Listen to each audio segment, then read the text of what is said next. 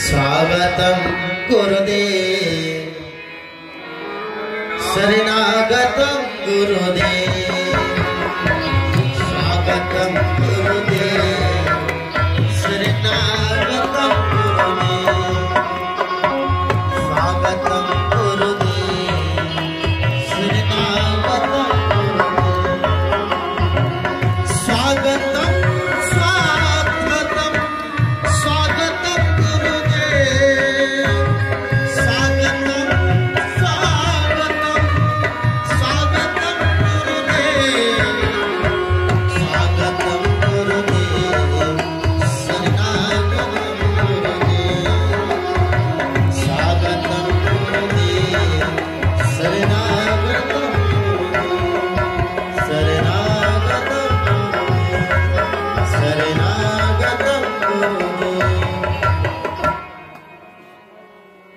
आइए आप लोग भी शांत अवस्था में बैठ के पूज्य बाबा की प्रवचन को सुनेंगे।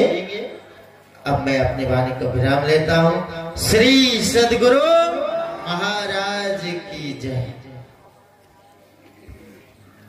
श्री सद्गुरु महाराज की जय। श्री सद्गुरु महाराज की जय। श्री सद्गुरु महाराज की जय। श्री सद्गुरु महाराज की जय।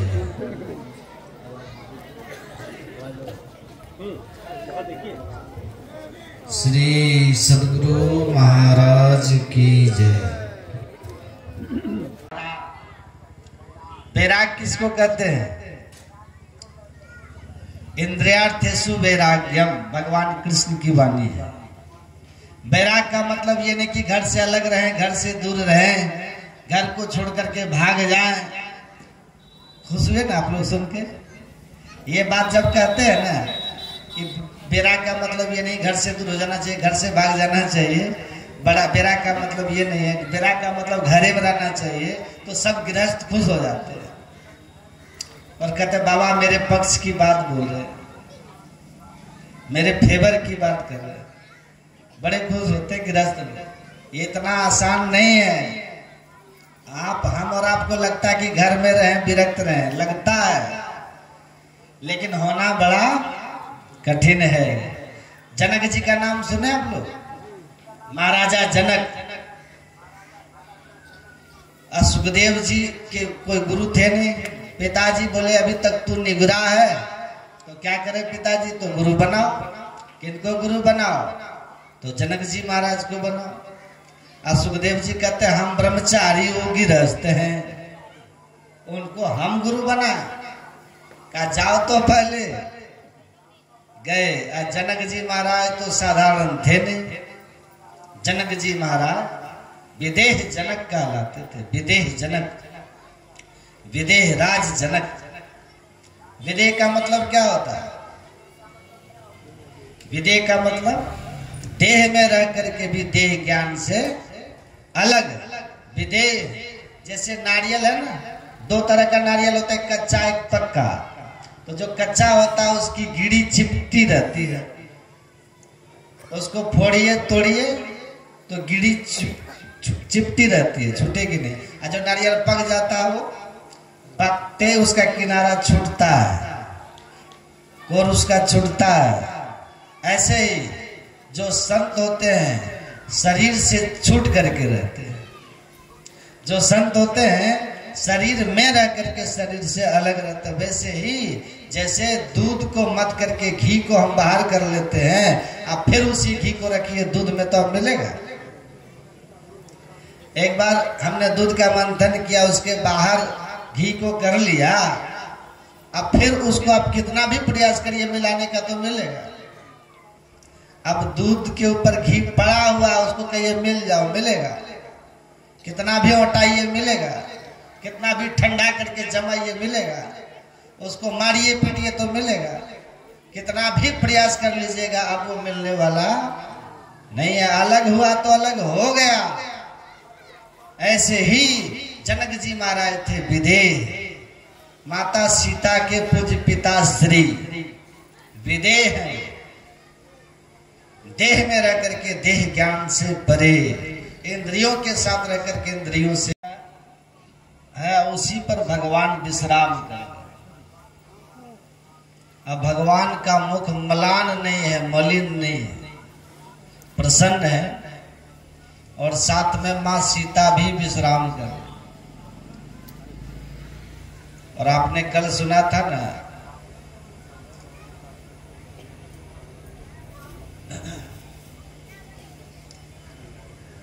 जब बन जाने लगे थे भगवान, तो लक्ष्मण जी गए थे।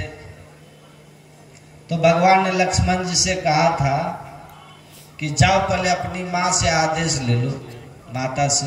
सुमित्रा माँ के पास गए थे लक्ष्मण। उस सुमित्रा माँ ने कहा था, लखन ये मत समझो कि यहाँ से राम के चले जाने के बाद यहाँ अयोध्या होगी, अवध होगा, ऐसा मत समझना। भगवान ने कहा, सुमित्रा माता ने कहा था, जहां राम है वही अयोध्या। कैसे? तो जहां सूर्य है वहीं पर प्रकाश है, वही दिन है। जहां सूर्य है वहां दिन है। ऐसे ही जहां राम है वहां अवध है। और चलते चलते माता सुमित्रा ने एक बात कही थी, बेटा अगर तूने मेरा दूध पिया है और मेरे कोख से तूने जन्म लिया है, तो मेरे दूध को लजाना मत, मेरे कोख को बदनाम मत करना। पुत्र, स्वप्न में भी राम को कष्ट ना हो, ये ध्यान रखना। सपने में भी राम को दुख न हो, ये ध्यान रखना। इसी क्षण लक्ष्मण जी ने संकल्प किया था कि ठीक है माँ, आपका कहती हो कि स्वप्न में भी राम को कष्ट ना हो, तो मैं आपको आज वचन देता हूँ, जब तक मैं भैया के साथ वन में रहूंगा तब तक मैं कभी सोऊंगा ही कभी सोऊंगा ही नहीं। मैं सदैव जगा रहूंगा और जग करके मैं मेरे भाई की रक्षा करूंगा, ये संकल्प लिया।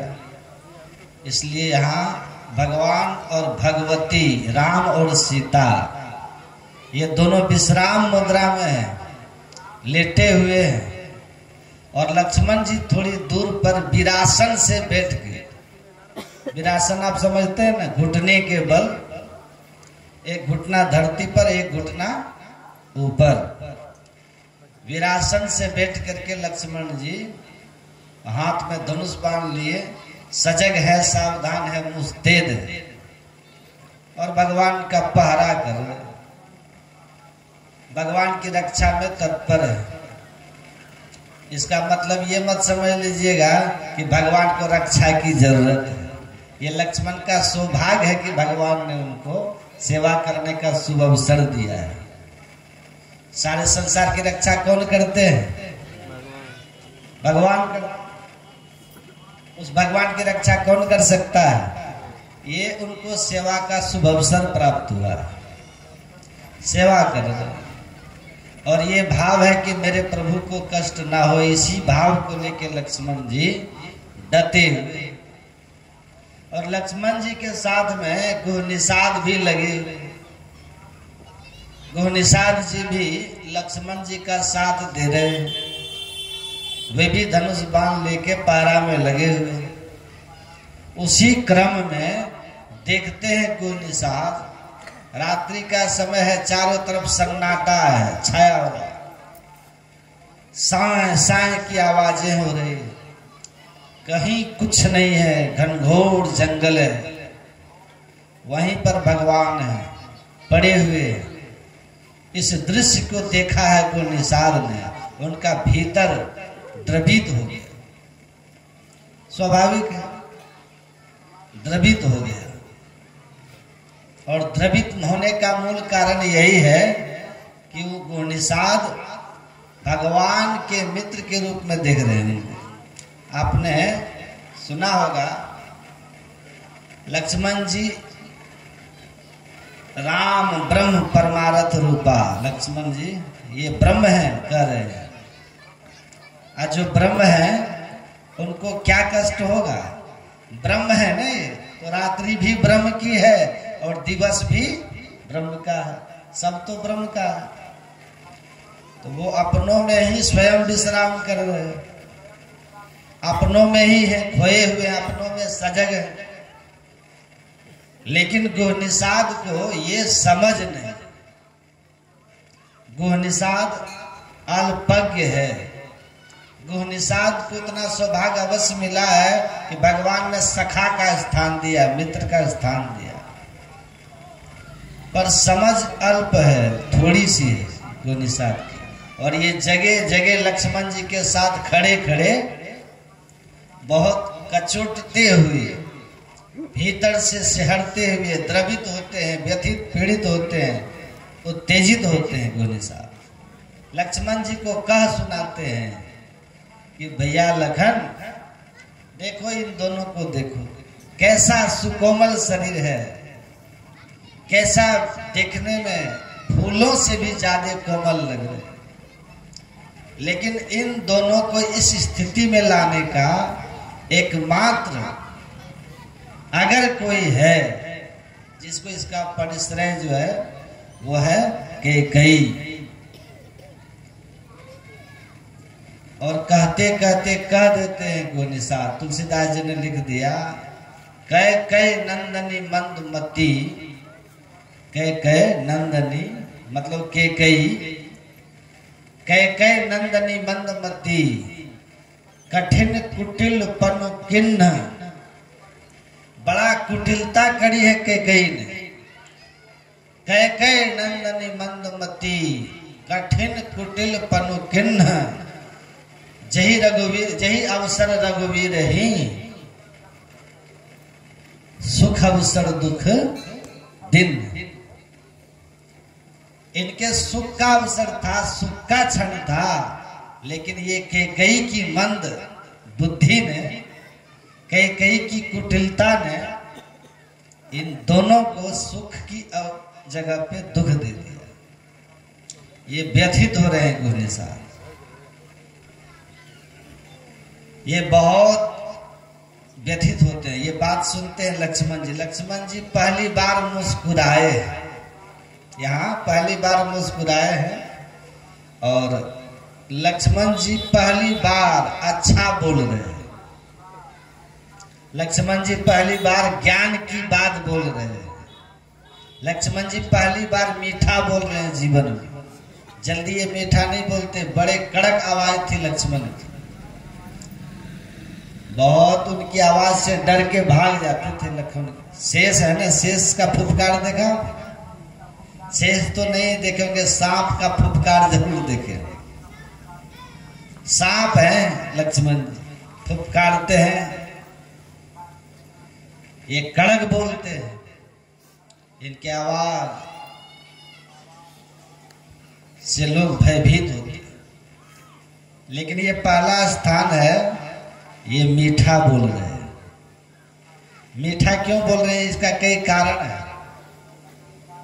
एक दो कारण मैं सुना रहा हूं। वो कारण ये है कि इन्होंने राम की आज पूर्ण शरणागति ली है। लक्ष्मण इन्होंने भगवान की पूर्ण शरणागति ली है।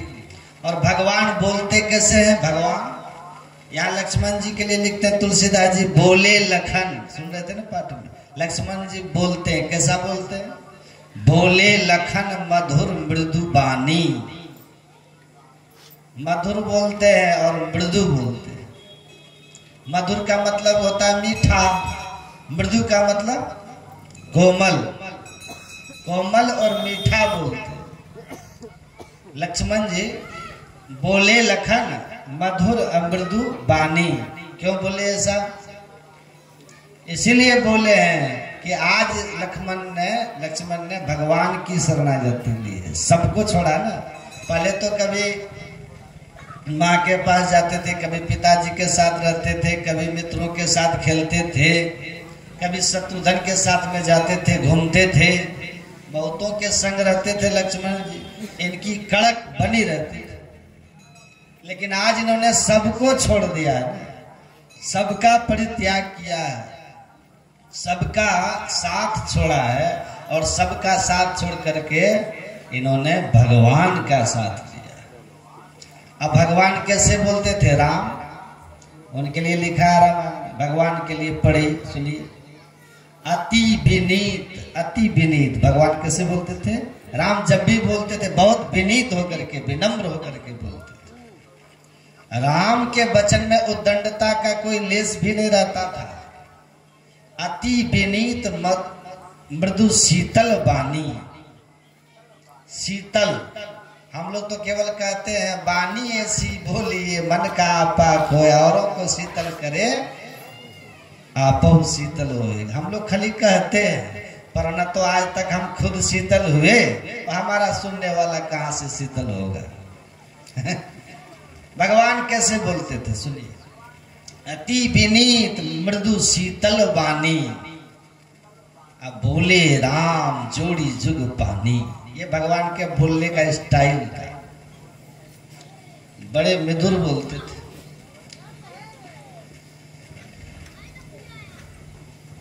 आज लक्ष्मण जी ने सबका परित्याग करके ऐसे ही विनयी मृदु भाषी शीतल वाणी के धनी श्री राम का संग किया है। उन्हीं का प्रताप है कि आज लक्ष्मण जी भी बोले, मीठा बोले। इसलिए संग भी देख सोच समझ के करिएगा। भर्तृहरि का नाम आप लोग सुने? भर्तृहरि कहते हैं अनुकूल साथी मिले तो साथ रहिए। ध्यान से सुनिएगा। और वो लिखते हैं वरम न मित्रम कुमित्र मित्रम, वरम न दारा कुदार दारा। वही कहते हैं भर्तृहरि, अगर अनुकूल मित्र मिले तो उनके साथ रहिए, और नहीं मिले तो उनके साथ मत रहिए, अकेले रहिए। अकेले ठीक है। पत्नी है अगर अनुकूल है तो रहिए, इससे अच्छा अगर नहीं है तो बिना पत्नी का रहना अच्छा। वरम न मित्रम कुमित्र मित्रम, वरम न शिष्यम कुशिष्य शिष्यम। अगर शिष्य भी अनुकूल है, शिष्य भी अनुकूल है, हमें समझ रहा है, उसको हमारी समझ है और उनको ये विश्वास है कि हम उनकी समझ रखते हैं, अनुकूल है, तो साथ रहो, वरना मत रहो। वरम न मित्र कुमित्र मित्रम। इसलिए संग बहुत सोच समझ करके किन्हीं का करना चाहिए। कैसी रहनी है, कैसी गहनी है, कैसी बोली है, कैसा विचार है, ये सब देख करके किन्हीं का साथ करना चाहिए। लक्ष्मण जी ने भी साथ किया है ना, जो संग किया है भगवान का, तो रंग उनका इन पर चढ़ा है। और आपको पता है संत और भगवंत का रंग बड़ा, संत और भगवंत का जो रंग होता है ना, हाँ, वो बड़ा ठोस होता है, गहरा होता है। संत और भगवंत का जो रंग होता है वो चढ़े तो जल्दी उतरता भी नहीं।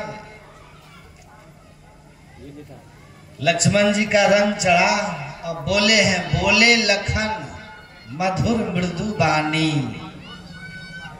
तो पहला तो कारण ये था कि संग था भगवान का, इसलिए मीठा बोल रहे हैं, मीठा। और दूसरा कारण क्या था? दूसरा कारण है इसलिए अच्छा बोल रहे हैं लक्ष्मण जी, मीठा और मृदु इसलिए बोल रहे हैं क्योंकि उनके भीतर में ज्ञान है, वैराग्य है और भक्ति है। ये तीन अगर आपके भीतर है तो वचन जो मुंह से निकलेगा वो तीनों के रस को लेकर के निकलेगा। श्री सतगुरु महाराज की जय। हाँ, फिर आपके मुख से ऐसा कोई वचन नहीं निकलेगा जिससे किसी को परेशानी बढ़े। हाँ, अगर परेशानी बढ़ाने की आवश्यकता होगी ना, तो आपके भीतर से वाणी भी ऐसी निकलेगी कि बड़े बड़े का दिल दहल है, क्योंकि ज्ञान है ना, ज्ञान की भूमि। मयूर देखे आप लोग? मयूर, मयूर की बोली सुने आप लोग? बड़ा मीठा बोलता है, बोलता है बड़ा मीठा, लेकिन सुनने में अच्छा नहीं लगेगा। मयूर बोलता है, वचन मधुर बोल ही जिमी मोरा अखाय महा अही हृदय कठोरा। मयूर को देखिएगा, क्या खाता है मयूर? बड़े बड़े सांप को पकड़ के गटक जाता है, निगल जाता है। ये सांप, मयूर सांप को पकड़ता है और सीधे गटक जाता है। बड़ा कठोर है। कैसे? चठरा गनी उसकी होगी, समझिए, सीधे निकल जाता। अब बोलता कितना बढ़िया है मयूर, लेकिन सुनने में अच्छा नहीं लगता। क्यों? क्योंकि उसका भीतर ठीक नहीं है ना। भीतर अगर दुरुस्त रहता तो अच्छा रहता। और दूसरा एक है वो कोयली, कोयल है ना, कोयल है। कोयल का उदाहरण तुलसीदास जी महाराज ने दिया ना रामायण में। मज्जन फल देखिए तत्काला, काक होई पिक, पिक मतलब कोयल, काक होई पिक बको मराला। काक किसको कहते हैं? कौआ। कौआ की बोली किसी को अच्छी लगती है? काव काव काव काव, ज्यादा काव काव करते तो लोग ढेला मारता है, उसको दूर भगाता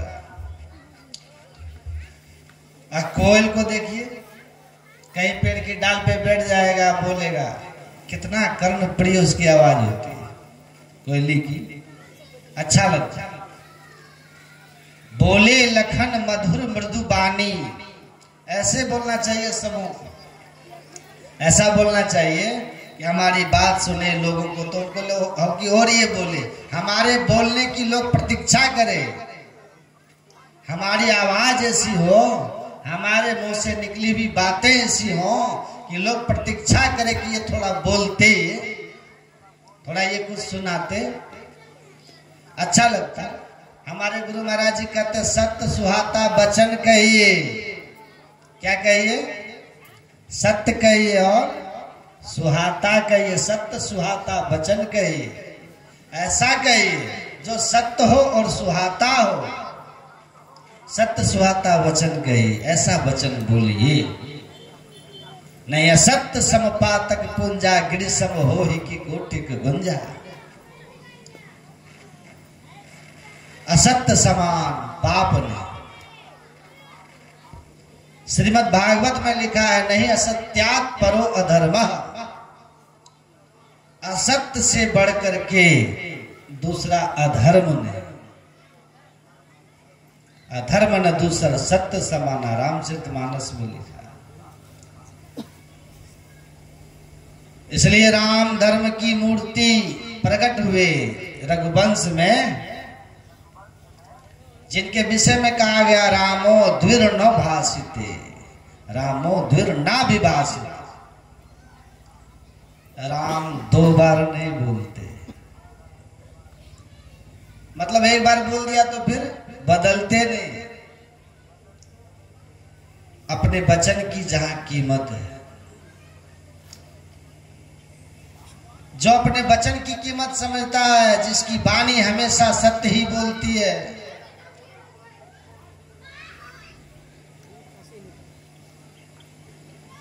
जो कभी झूठ नहीं बोलता, जो सत्य ही बोलता, फिर उसकी वाणी में वो सत्य के चलते ऐसा बल आता है, ऐसी शक्ति आती है कि फिर वो जो बोलता है वो सत्य हो जाता है।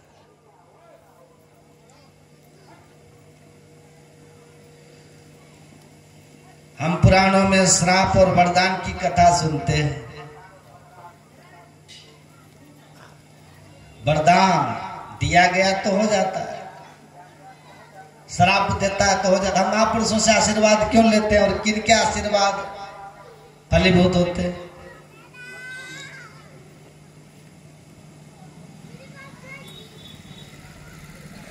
जिसने सत्य रूपी तप किया, जो सत्य बोलता है, सत्य वाणी का तप है, मौन मन का तप है। वाणी से मौन रहना ये वाणी का तप नहीं है, सत्य ही बोलना।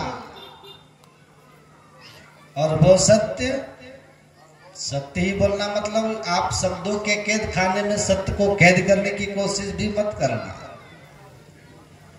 सत्य वो है जो कल्याणकारी है, सुहाता है। सत्य वो है जो शिव है।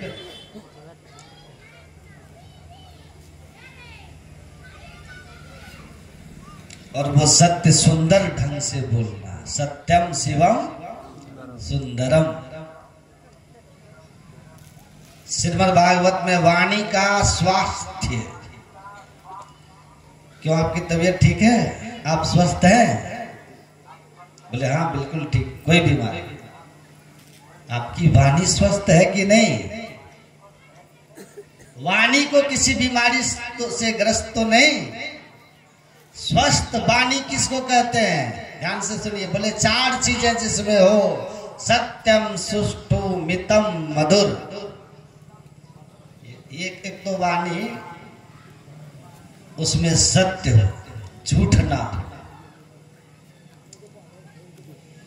दूसरी बात, वो सत्य भी सुष्ठु हो, सुंदर हो। सत्य भद्दा नहीं होना चाहिए। कभी कभी लोग सत्य को इस तरह से प्रेजेंट करते हैं, वो भद्दा हो जाता। कन्फ्यूशियस मरने लगे ना, तो उनके मित्रों ने कहा कि उपदेश कीजिए, तो जीभ दिखाते थे निकाल के, जीभ। तो कहा गुरुदेव क्या कह रहे हैं? कहा नहीं समझ रहा है? कि नहीं, कि जीभ पहले आया था कि दांत आया था? तो कहा कि जीभ। अब मेरे मुंह में दांत है? कहा नहीं।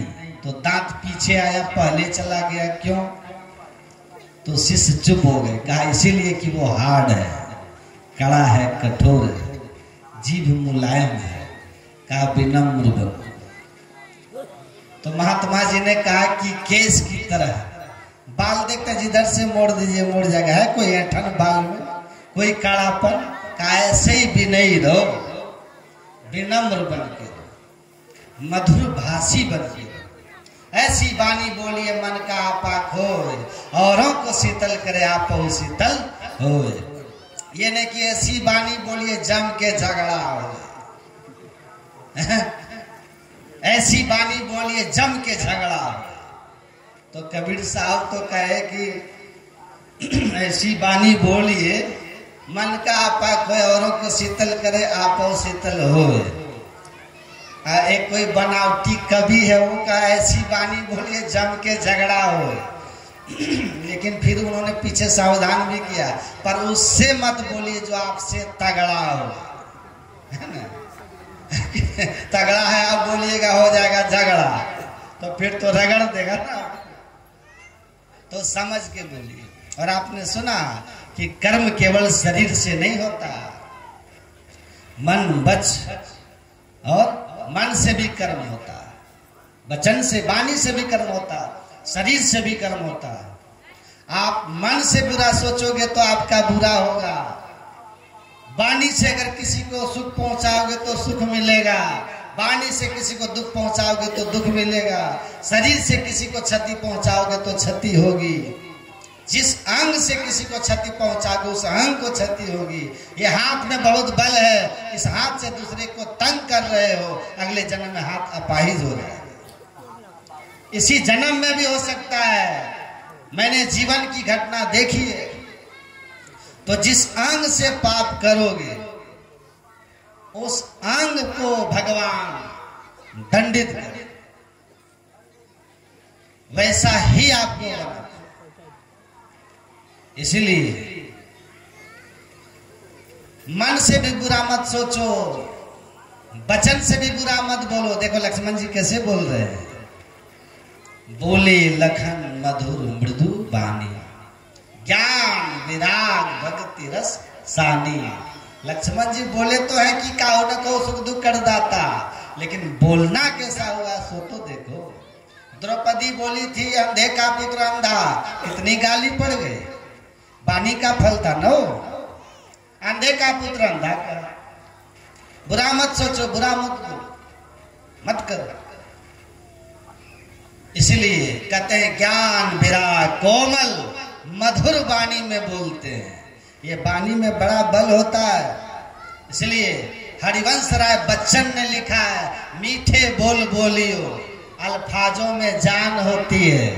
वाणी में भी जान है ना। इसी से आरती, इसी से अरदास, इसी से अजान होती है। हिंदू लोग आरती कहते हैं और उसी को सिख लोग अरदास कहते हैं, उसी को मुसलमान अजान कहते हैं। शब्द में ही तो अजान होता है ना। माइक से सुनते होंगे ना, अल्लाहु अकबर, सुनते हैं ना, अजान होती है, शब्द में ही होता है। ये शब्द से ही होता है। तो कहा इसी से आरती, इसी से अरदास, इसी से अजान होती है। ये समुंदर के वो मोती है जिससे इंसानों की पहचान होती है। श्री सतगुरु महाराज की बोली अच्छी है कि नहीं? बोलिएगा आप। कहीं जा रहा रास्ते में लोगों की बोली सुन के लग जाता है कैसे घर का बच्चा है, कैसे माता पिता है, कैसा परवरिश हुआ है, कैसे परिवेश में पला बड़ा है। कोई पीठ पे जमीन का कागज लेके जाता कि हम जमींदार का बेटा है, ऑफिसर का बेटा है। कोई लेके तो नहीं जाते। सर्टिफिकेट एमए पास है कि बीए पास है, सर्टिफिकेट भी कोई छाती में लटका के ले जाते हैं क्या कि आगे टांग लिए हैं? आपकी बोली से पता चल जाएगा कि आप पढ़े लिखे हैं, अनपढ़ हैं, अच्छे संस्कार के हैं कि कुसंस्कारी हैं। सब पता चल जाता है बोली से। कोई भी व्यक्ति यदि 5 मिनट बोल देता है समाज में, चाहे किसी के सामने, बुद्धिमान व्यक्ति उसके पूर्वजों तक का आकलन कर लेता है कि इनके पूर्वज क्या होंगे, कैसा संस्कार इनका है। इसलिए विवेकी पुरुष की भाषा में कभी रुग्णता नहीं आनी चाहिए। मनुष्य धन से भले कंगाल हो, लेकिन मनुष्य को सदैव अपनी भाषा से धनवान होना चाहिए, भाषा से पुष्ट होना चाहिए। आपकी बोली से पता चल जाएगा कि आप पढ़े लिखे हैं, अनपढ़ हैं, अच्छे संस्कार के हैं कि कुसंस्कारी हैं। सब पता चल जाता है बोली से।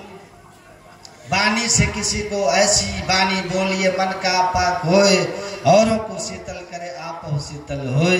गुरु महाराज जी कहते थे वाणी की ताकत तो देखो, वाणी में कितना बल है कि अगर सेना का चीफ कहता फायर तो युद्ध शुरू होता है, लोगों का मरना शुरू होता है। दुश्मन मरने लगते हैं ना, दोनों तरफ से फायरिंग हो गई, मर जाते हैं लोग। और वही कहता है स्टॉप फायरिंग, तो युद्ध बंद हो जाता है, लोगों का जान बचता है। तो वाणी है सब। इसलिए वाणी के दोष के कारण ही 90% झंझट घर में होता है। बोलने नहीं आता है।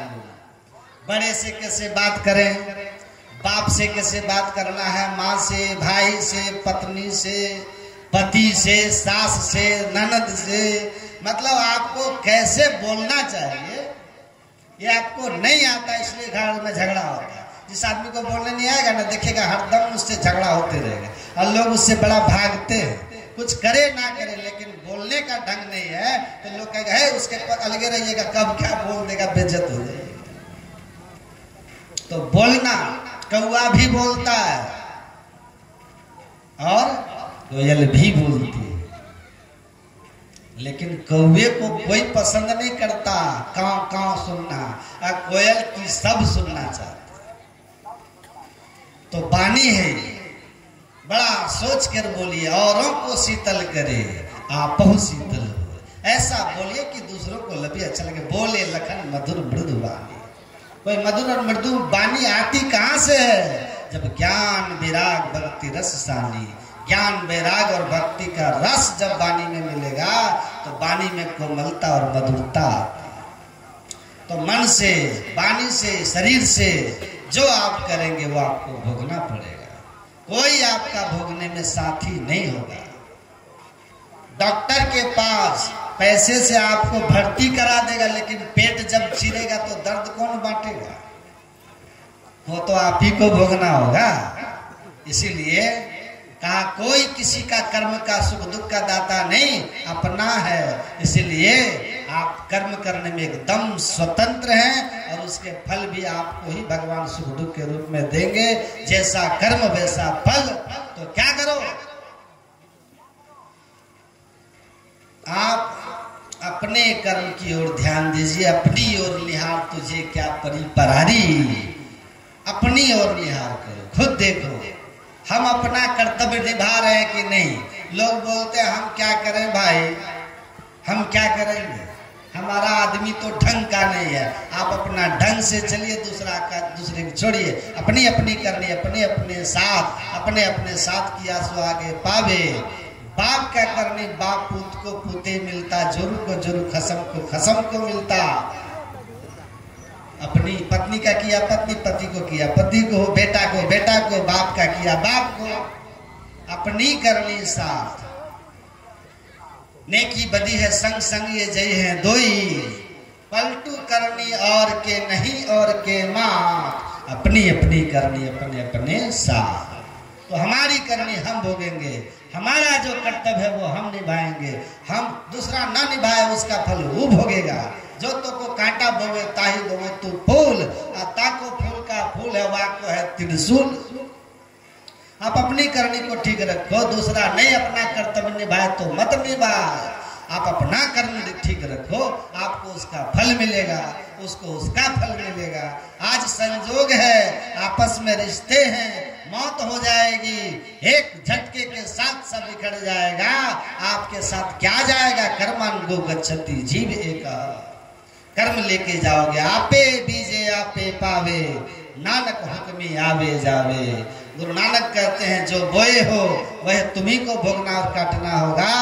ईश्वर का हुक्म, ईश्वर का आदेश, ईश्वर की व्यवस्था यही है कि काहुन को सुख दुख कर दाता, निज कृत कर्म भोग शुभ भ्राता। तो क्या बोल रहे हो मन से, शुभ बोल रहे हो कि अशुभ, अच्छा सोच रहे हो, बुरा सोच रहे हो, दूसरों का भला सोच रहे हो कि दूसरे का बुरा सोच रहे हो। मन से अच्छा बुराई करो, वचन से अच्छी बात बोलो और शरीर से अच्छा ही कर्म करो जिससे भला हो दुनिया का। सर्वे भवन्तु सुखिनः, सर्वे सन्तु निरामयाः, सर्वे भद्राणि पश्यन्तु मा कश्चित् दुःख भाग् भवेत्। सबका भला हो, सब निरोग हो, किसी के जीवन में दुख ना आए, ऐसा हृदय जिसके भाव हो जाता है, भगवान उसके जीवन में कभी दुख नहीं दे। श्री सद्गुरु महाराज। तो अपने भाव को शुद्ध कीजिए, मनोभाव शुद्ध कीजिए, वचन को शुद्ध कीजिए और अपने कर्म को भी शुद्ध कीजिए।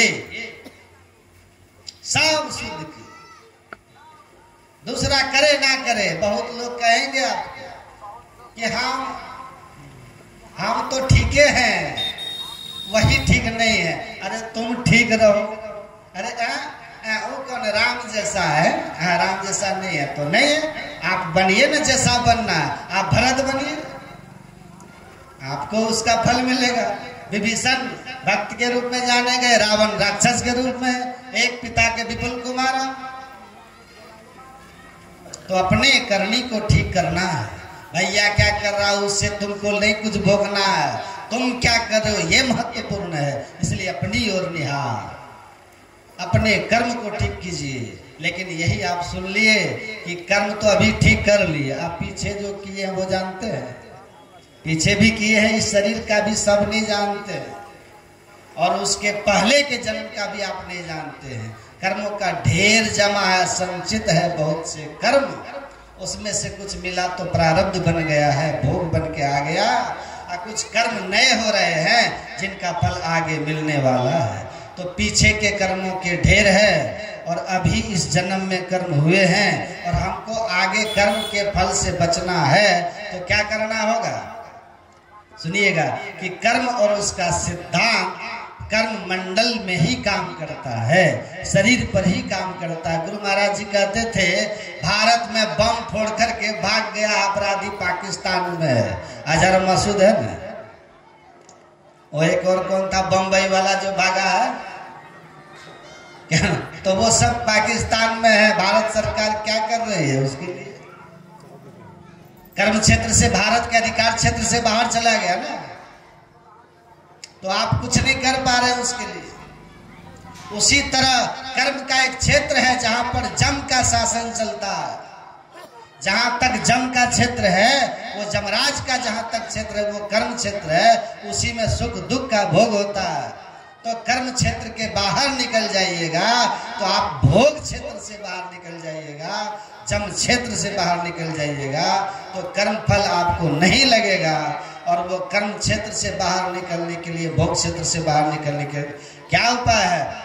जन्म जन्मांतर के पापों को, संचित कर्म को भस्म करने का क्या उपाय है? भगवान शिव कह रहे हैं, यह करोति सदा ध्यानम आज्ञा पद्मस्य गोपितम प्रभु जन्म कृतम पापम विनश्चेद विरुद्धतः। हे पार्वती, जो आज्ञा चक्र सुषुम्ना शिव नेत्र बिंदु का ध्यान करता है और बिंदु ध्यान करके अपने आप को अंधकार से ऊपर उठा लेता है, पिंड से ब्रह्मांड की ओर कर लेता है, शरीर से आत्मा की ओर जिसकी गति हो जाती है, वह शरीर पे कर्म फल आता है उसको पता ही नहीं चलता।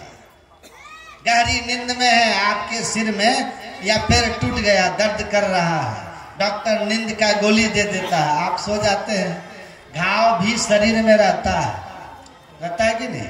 पैर टूटा हुआ है, दर्द है, पर महसूस होता है? क्यों नहीं होता? क्योंकि दर्द को महसूस करने वाला उस स्थान से निकल लिया। जागृत अवस्था में जीव यहाँ रहता है, अब पूरा शरीर में चेतन धार फैल जाती है तो इंफॉर्मेशन उसको मिलता है जीव को कि भाई दर्द हो रहा है यहाँ वहाँ। जब वहां से चेतन धार सिमट गई, अगर ये नींद में हृदय में जीव उतर गया तो चेतन धार अब नहीं है घुटना में, इसलिए घुटने का दर्द उसको महसूस नहीं हो रहा। बिजली जब तक है सब ये भी काम कर रहा है, पंखा भी काम करेगा, बॉक्स भी काम करेगा, वो भी काम करेगा, बिजली चली गई सब बंद। उसी तरह चेतन धार जब कान में रहता है तो सुनते हैं, नाक में रहता है सुनते हैं, जीवा में रहती है स्वाद चखते हैं। और जब चेतन धार सिमट के हट गई, बिजली कनेक्शन खत्म हो गया, तब बगल में कोई बात करेगा नहीं सुन पाइएगा, क्योंकि जीव यहाँ से अपनी सारी चेतन की धारों को, ज्ञानमयी धारों को समेट करके नीचे चला गया है। तो ये नीचे वाला तो अप डाउन होते रहता है, आते जाते रहते हैं। महापुरुष कहते हैं चेतन धारों को समेट के इससे ऊपर उठ जाइए तो आप अपने को ऊपर उठाए रखिएगा। देह रहे संसार में, जीव राम के पास, दादू कछु व्यापे नहीं, काल जाल जम त्रास। ऊपर उठा लिया, कर्म मंडल से ऊपर चले गए, साधन में पग जायत ही गंभीर हो, या तन की सुधी नहीं रहे धीर भर वीर सो, सांझ भोर दिन रैन कछु जाने नहीं, अरे हारे में ही बाहर जड़वत रहे माही चेतन से। कुछ पता नहीं चलेगा, शरीर पर आया है, मस्त है। गुरु महाराज कहते थे समाधि में जैसे गहरी नींद में चले गए तो शरीर का दुख सुख आपको पता नहीं, शांति के सागर में हो, जगोगे तो फिर पकड़ लेगा, नहीं तो खूब शराब के नशे में किसी आदमी को कोई है, अगर कहीं दर्द भी है तो एकदम हल्का पता चलेगा, नौ के बाद नशा उतरेगा तो पता चलेगा। उसी तरह जो ध्यान करके अपने को ऊपर उठा लेता है, जब समाधिस्थ रहता है तो कुछ पता नहीं चलेगा। पर महाराज सदगुरु महाराज का आप लोग सुने होंगे, हर्निया का ऑपरेशन हुआ था, काय को सुइया देंगे, गुरु महाराज ने कहा हम जीवन में कभी नशा नहीं किए हैं, इसलिए हम नशा नहीं लेंगे। कहा कि चिरेंगे तो दर्द होगा। गुरु महाराज जी ने कहा आप चिरिए, कितनी देर लगेगी? कहा कि 50 मिनट। गुरु महाराज ने कहा कि कोई बात नहीं, 50 मिनट के लिए हम आपको ये शरीर आपको दे दिए। और गुरु महाराज शरीर से निकल लिए, अपने समस्त चेतन धारों को महायोगी समेट करके पिंड से ब्रह्मांड की ओर कर चले गए। डॉक्टर डर गए कि नहीं दास तो मर गए, क्योंकि नस नाड़ी धड़कन सब बंद हो गया। बाहर निकल के कहा कि हम कैसे चलाएं इन पर, ये तो शरीर में नहीं है, मर गए। पूज्यपाद महर्षि संत सेवी जी महाराज ने कहा मेरे गुरु महाराज महायोगी है, ये चेतना को समेट करके निकल गए। जो नानक जीवतिया मरी रही है ऐसा जोग कमाई, जीते जी अपने को मुर्दा बना सके, अपने शरीर को त्याग कर सके, जब चाहे बाहर निकल जाए, जब चाहे अंदर आ जाए। कहा महायोगी है, निकल गए। ऑपरेशन जैसे हुआ कंप्लीट, मानो कि बगल में खड़े होके देख रहे हो कि हाँ ऑपरेशन हो गया, सिलाई हो गया, सांस धड़कन सब चलना शुरू हो गया। श्री सद्गुरु महाराज। अब डॉक्टर पैर छुके प्रणाम किया, नास्तिकता का, बाद में फिर दीक्षित भी हुआ और कहा कि महाराज हम सुनते थे कि भारत के योगी लोग ऐसे होते थे कि जीता शरीर से निकल जाते थे, जिंदे तो हम सोचते थे सब बकवास है, आज साक्षात जिंदा दर्शन कर लिए। सद्गुरु महाराज की जय।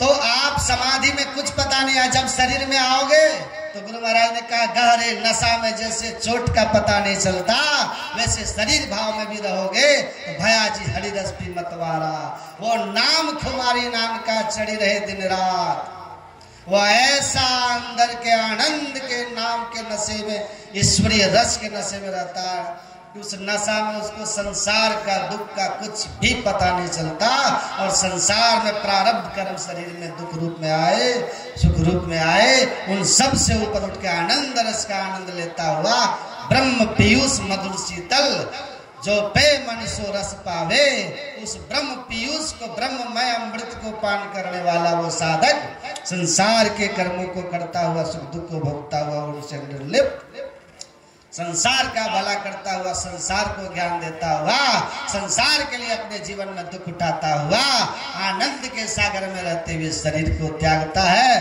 तो वहां जाता है जहां नहीं फिरे, जहां से फिर दुख में संसार में नहीं आता।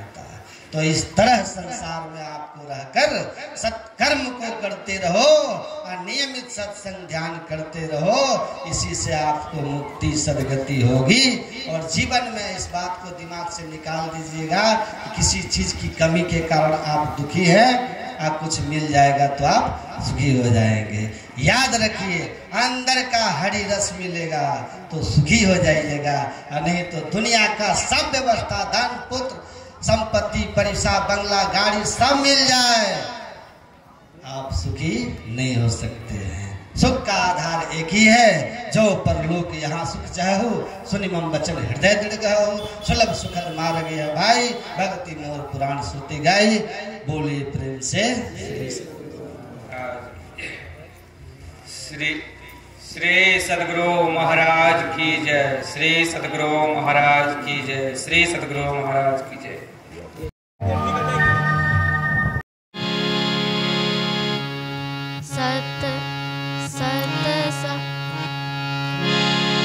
सत्संग की गंगा बहती है, गुरु देव तुम्हारे चरण में। सत्संग की गंगा बहती है, गुरुदेव तुम्हारे चरणों में। गुरुदेव तुम्हारे चरणों में, गुरुदेव तुम्हारे चरणों में, गुरुदेव तुम्हारे चरणों में, गुरुदेव तुम्हारे चरणों में। सत्संग की गंगा बहती है, गुरुदेव तुम्हारे चरणों में।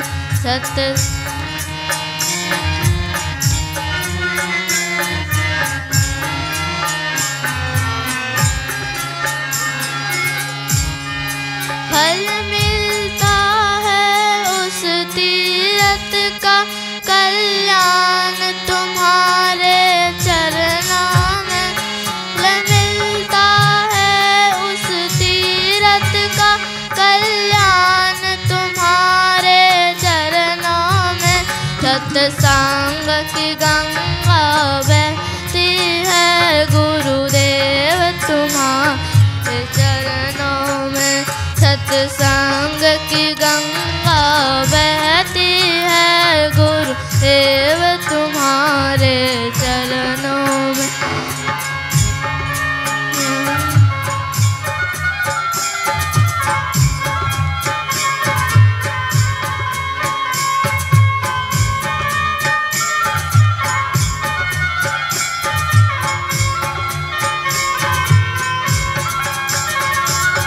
मैं जन्म जन्म भर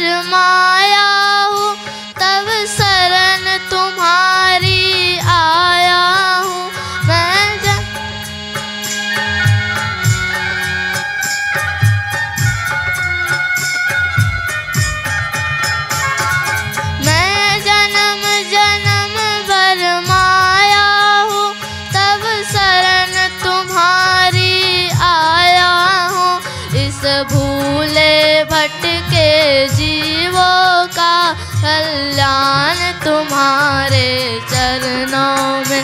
सत्संग की गंगा बहती है, गुरुदेव तुम्हारे आते हो। दुखियों का दुख मिटाते हो, दैवीव दृष्टि पर खाते हो। सब आगाह मन में आते हो, है मुझे तुम्हारे चरणों में। सत्संग की गंगा बहती है, गुरुदेव तुम्हारे चरणों में। सत्संग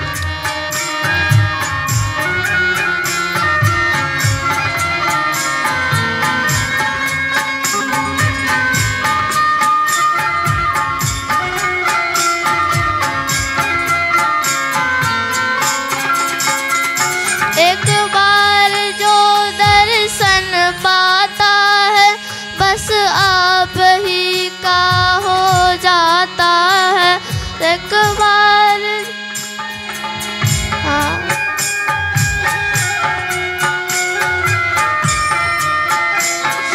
क्या क्या तुम्हारी प्रीति है धन तुम्हारे चरणों में।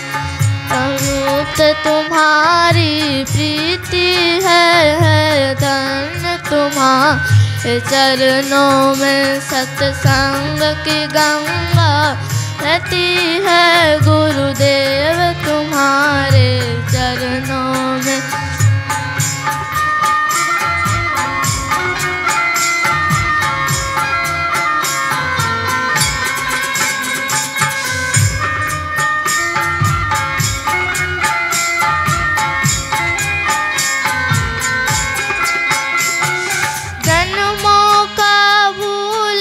शरण पड़ा तब आकर तुम्हारे द्वार खड़ा।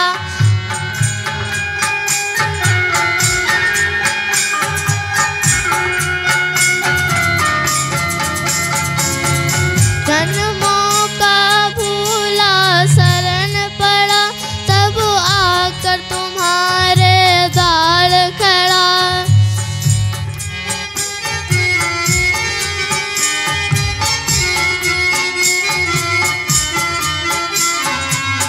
काटो सकल बंधन मेरा है, निर्मल तुम्हारे चरणों में। सत्संग की गंगा बहती है, गुरुदेव तुम्हारे चरणों में। सत्संग की गंगा बहती है, गुरुदेव तुम्हारे चरणों में। गुरुदेव तुम्हारे चरणों में, गुरुदेव तुम्हारे चरणों में। सत्संग की गंगा बहती है, गुरुदेव तुम्हारे